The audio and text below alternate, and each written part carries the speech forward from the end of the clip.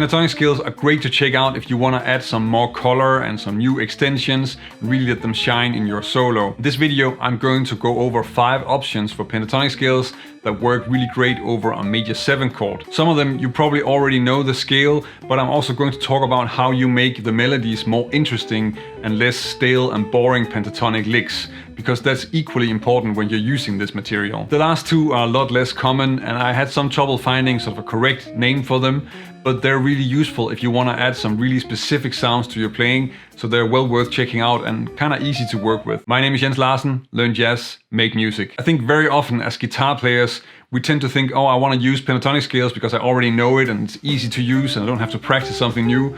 But there's also this whole world of melodies that you can create with pentatonic scales, and I think we're really skipping over that, and that's a pity because there are some great sounds. So I'm gonna cover a lot of that as well as just the different scale options in this video. The first one is sort of obvious because that's the A minor pentatonic against a C major 7 chord. And of course, A minor pentatonic is really C major pentatonic. I'm calling them by their minor names because that's how most of us think about them. So I really just think about A minor pentatonic and then I'm using it on top of a C major 7 chord. But if we look at what notes we have in there, so A minor pentatonic would be.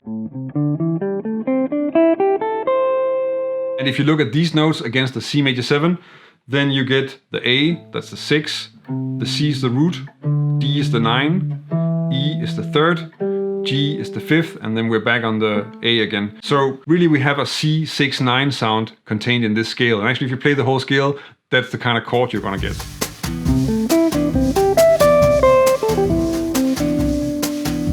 So this line doesn't sound that typical for a pentatonic line because I'm using some structures that are really not that common, even though they are really in there. So what I'm using is first this A minor first inversion open triad, and then later I'm using a C major open voice triad in root position.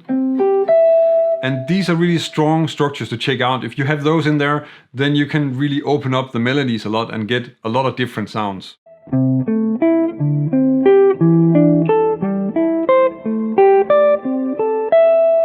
So of course this is just one way of practicing that, and you can also do other exercises that are going to open up the types of melodies that you can work with. If we take this position of the A minor pentatonic scale,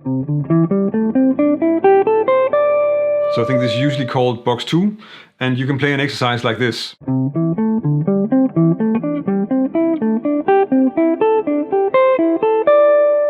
So really what I'm doing here is that I'm kind of playing diatonic triads within the scale, because when you do that, when you're stacking that within a scale, then what you're doing is that you're playing one note and then skipping one and playing the next one, and then skipping one and playing the next one. And that's really easy to do because we are playing 2 notes per string, something that makes it easier to move patterns around in a pentatonic scale. And you can use this in a line like this.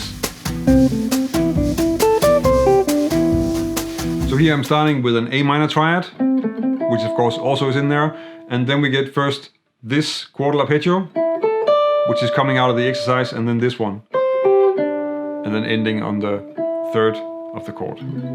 I have mentioned this option quite a few times before because it is one of my favorites and I use it really a lot. That's using the minor pentatonic scale that's found on the 3rd of a major 7 chord. And in this case for our C major 7, that means that the 3rd is E and we're using E minor pentatonic. Now this time around I'm also just in a little bit gonna go over a different kind of variation on the E minor pentatonic that also gives you another extra chromatic sound that you can actually still use on the C major 7. But first let's just look at how to play this scale.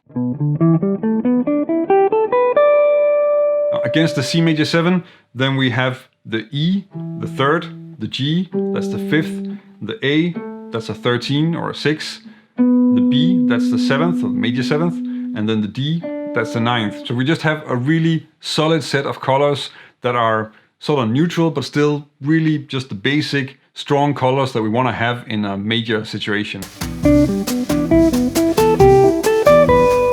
So notice that I'm not just running up and down the scale. I'm really using some of the different structures that you have in there. The first part is of course a G major triad, which is one of the things you have in there. And then I'm using some quartal harmony, which is again the diatonic chords that I talked about earlier in this video.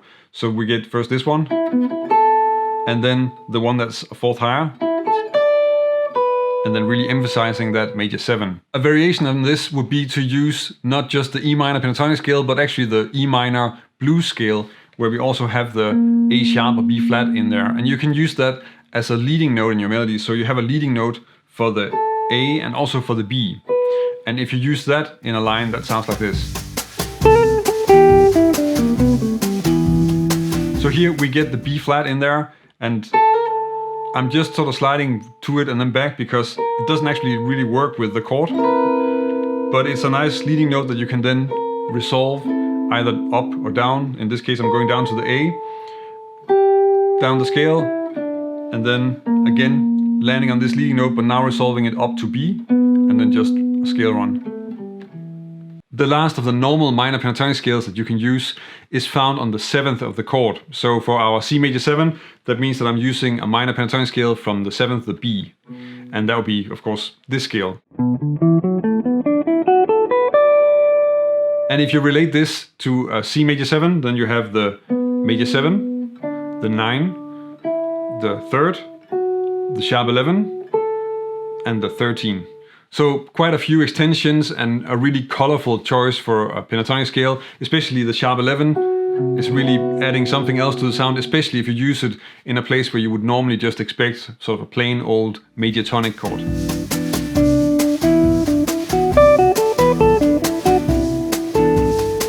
This example is maybe melodically a little bit more free, there's a little bit more open up for the rhythm, but I'm still using some patterns, especially in the second bar I'm using this pattern from the pentatonic scale. Again, just checking out different patterns is something that's really going to be useful for creating some melodies, and which really just also creates another sound than using the basic triads and arpeggios that we're used to hearing. One way to look at the Hirajoshi scale is that it is a major 7 arpeggio with an added sharp 11. So in this case, if I'm using it on a C major 7, then you're using the scale from the 3rd, the E, and then you would have this scale, so E, F sharp, G, B, and C. And of course you can look at this as being a C major 7 arpeggio, so C, E, G, and B, with an F sharp. In that way you can also clearly see that it fits the chord really well, but also adds that color of the sharp 11. A great way to play this scale is to play it like this. So here I'm playing it with a 2-note per string pattern, and that's really because in that way it's easier to translate all the patterns that I already have for the other pentatonic scales that are also all 2 notes per string. So in that way it makes it a little bit easier to just get sort of a common pentatonic vocabulary and also get that into your playing quite fast.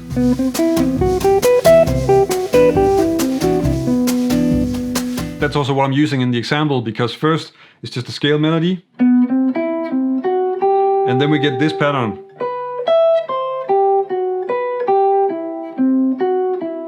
which is of course clearly this type of pattern, but then moved to this scale fingering. This scale I couldn't actually find a proper name for, so I ended up calling it the Locrian pentatonic scale. That's of course just one way of looking at it. In this case, it's another scale that's adding sort of a Lydian sound or a sharp 11 or on top of the C major 7. And the way I'm using it, I would think it from an F sharp root.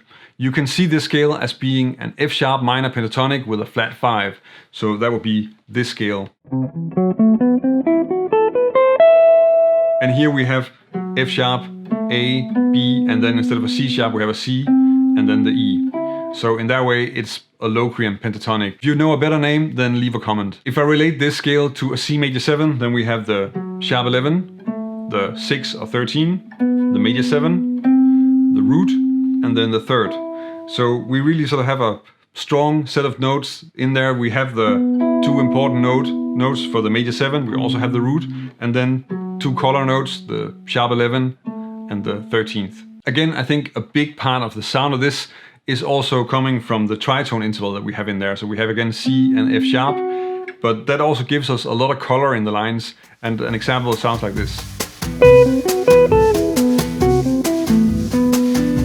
Again, I'm really using the quartal harmony that's in there, and we get this quartal arpeggio, which is a really strong sound. It kind of sounds like a D7, but it works really well on a C major 7 sharp 11 like this. So first that, and then just a pattern of an F sharp half diminished arpeggio, ending on the major 7. And of course, it is really worthwhile just exploring those diatonic chords in the scale. That could be something like this.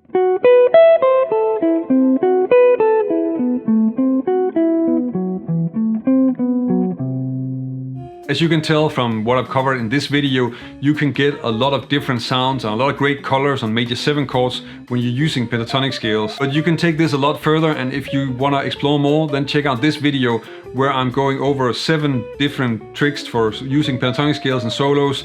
And they're using also different types of chords, so there are some minor chord tricks and also a lot of altered scale and tonic minor options that are also useful sounds to have and to cover with pentatonic scales.